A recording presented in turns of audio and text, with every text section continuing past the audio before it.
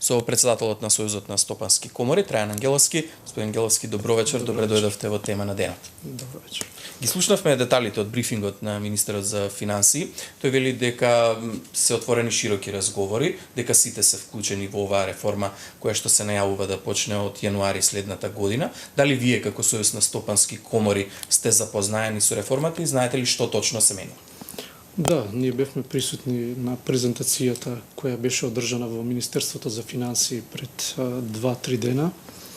И на таа презентација од страна на министерот и неговите помошници, луѓето кои се одговорни за креирање на оваа даночна политика во Министерството за финансии, ни беа презентирани нивните предлози и целокупната даночна реформа која тие ја нарекуваат.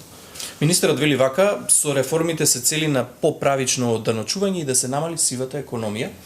Дали според вас со наметнување на нови давачки може да се намали сивата економија во државата? Прво, нас поимот даночна реформа некако ни е неприфатлив од контекст што ние не гледаме реформа во практичен смисол на зборот, туку гледаме нови даночни оптоварувања.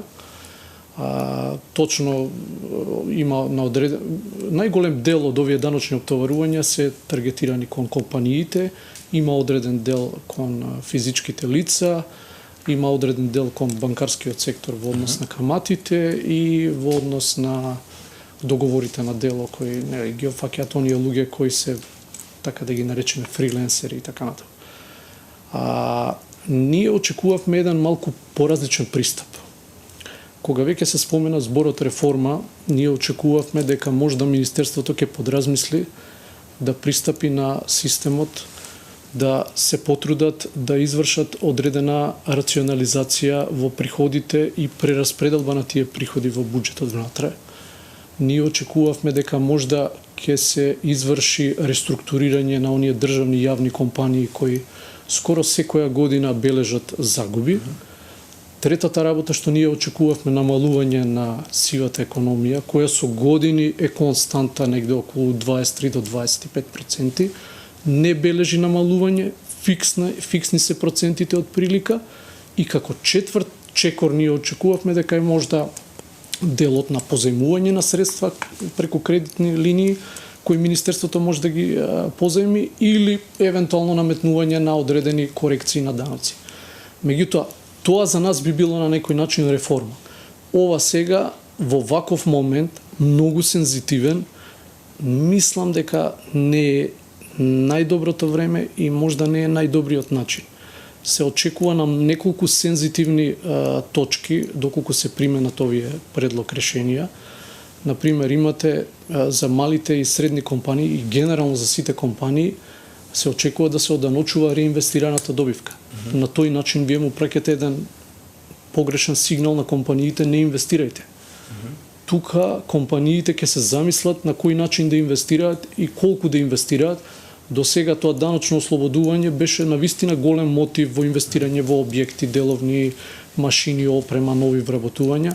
Сега само за зелената енергија ние константно апелираме за зелената енергија, имаме проблем со самите институции кои не можат да ги спроведат постапките што ние ги бараме од нив, брзи и ефикасни за зелената енергија, а сега сите средства ќе ги таргетираме во тој дел, така да тука очекуваме исто за спортот, оние ослободувања со ваучери, исто ќе има драстична измена таму, оние средства што спортот ги добиваше до сега нема да ги добива.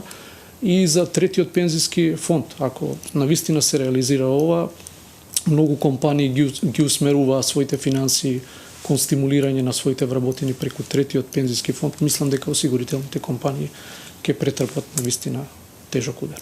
Очигледно дека многу делови опфаќа ова реформа која што ја најавува министерот, многу малку се уште знаеме како јавност. Дали вие како Сојуз на стопански комори веќе разговаравте со експертите во однос на овие прашања и со оглед на тоа дека министерот вели дека ќе бидат прифатени забелешките кои што ќе ги слушнат и од бизнис заедницата и од граѓаните, дали подготвувате некаква реакција која што вие испратиле во министерството со цел да се промени планот кој што го имаат во моментот? Да, ние секако ќе спремиме адекватна реакција. Ние овие денови се консултираме и со нашите членки и со адекватни економски експерти. Каков е одзивот првично? Па да бидам, одзивот е за сега прилично негативен. Сметаме дека во ваква ситуација, каде што цените на енергентите во овој момент рушат рекорди, никогаш претходно ние не сме виделе, нити сме имале цени на струја 300 или 400 евра по мегават час. Прашање е дали треба да се интервенира во данокот на добивка. Па теоретски мислам дека доволно е струјата да ја платиме со вакви цени, нема да остане ништо за оданочување на крајот на денот. Така да мислам дека скептик сум и да се воведат овие даноци колкав ќе биде финансискиот ефект. Многу експерти веќе наговестуваат дека иако изгледа дека ќе се добијат одредени даночни приходи, прашање е дали ќе се добијат. 54 милиони евра според пресметките кои што министерот денеска Ама тие се теоретски пресметки што денеска се прават. Теоретски пресметки, да. А меѓутоа мислам дека сигналот треба да ги оставиме и компаниите и граѓаните.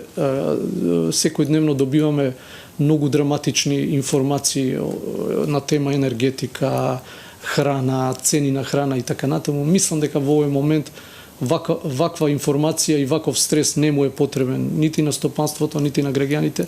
И мислам дека... Да, може ли на овој начин, како што вели министерот, да се намали дефицитот и задолжувањето, ако знаеме дека изминатите години, гледаме барем според извештаите на државната ревизија, дека генерално парите кои што ги земаме како задолжување за изградба на капиталните проекти во државата, генерално се трошеле на камати токму поради тоа што не се завршуваат овие проекти. Ние секоја година имаме проблем со процентот на реализација на капиталните инвестиции.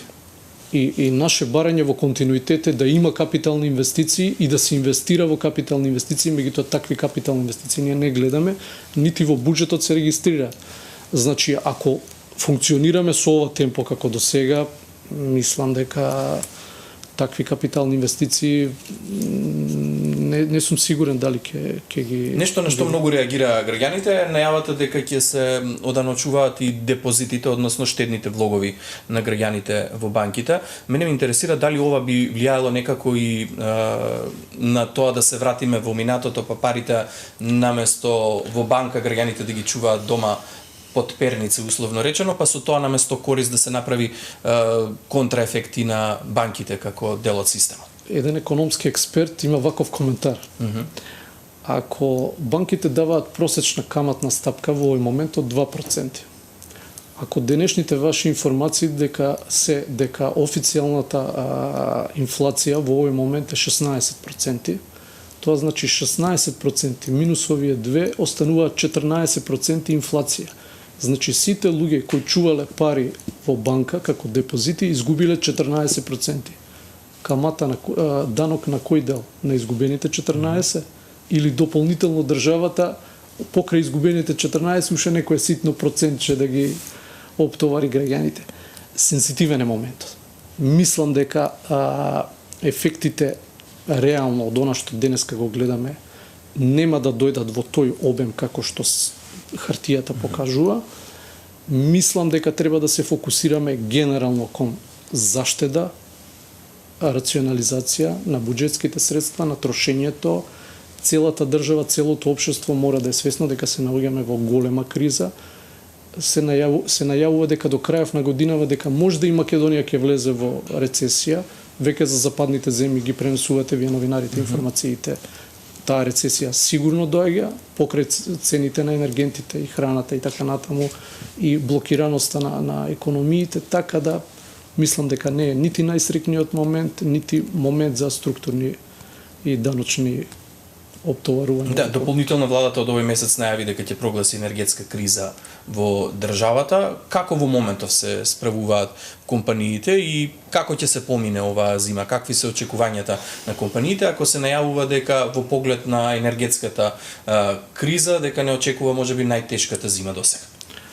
Па ние очекуваме ако веќе владата цени дека треба да се прогласи кризна состојба во енергетиката, треба да се прогласи час поскоро, затоа што веќе нагласивме дека цените на струјата и на енергентите генерално рушат рекорди овие денови, особено за струјата, а Македонија некако највеќе ослонета на таа струја. Газ имаме релативно малку, немаме гасна мрежа, нафтата окей за возилата и за транспортните уреди.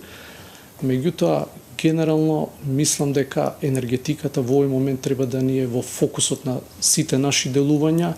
сите компании треба да се освестиме дека треба да го активираме енергетскиот менеджмент, заштеда на енергијата, се што можеме да рационализираме. Веќе има компании кои затвараат дали една смена, дали денското работење поради поскапата цена на енергентите, па работат само навечер. Значи, прилично е комплицирана состојбата, од државните електрони има некои сигнали кои за нас не се јасни. Например, слушаме дека само еден котел работи во ТЕЦ Неготино, прашање зошто не работат двата. Слушаме од одредени компании кои се активирани на геолошки истражувања за јаглен, веќе имале 2-3 години добиен тендер, меѓутоа никој од државните електрани не ги повикува да се активираат на работење по тие тендери и така натаму. Очекуваме сите капацитети кои ги има оваа држава да се стават во погон и на стопанството да му се понуди струја по поволни цени. Дали очекувате помош од државата и каква би била таа помош која што реално би му помогнала на бизнис секторот? Обично важи дека ТЕЦ Неготино произведува најскапа струја. Најскапата струја во моментов по старите цени, повисоки на мазутот, беше околу 170 евра по мегават час. Ако ја гледаме Будимпештанската берза во овој момент, за денеска, е од 300 до 400 евра. Значи, најскапата струја што Македонија може да ја произведе во овој момент е 170 евра по мегават час, што е исклучително поповолна од сите останати пазарни цени, така да очекуваме тука помош од државата да евентуално понуди одредени вишоци на струја на стопанството по поповолни цени од домашно производство. Председателот на Сојузот на стопански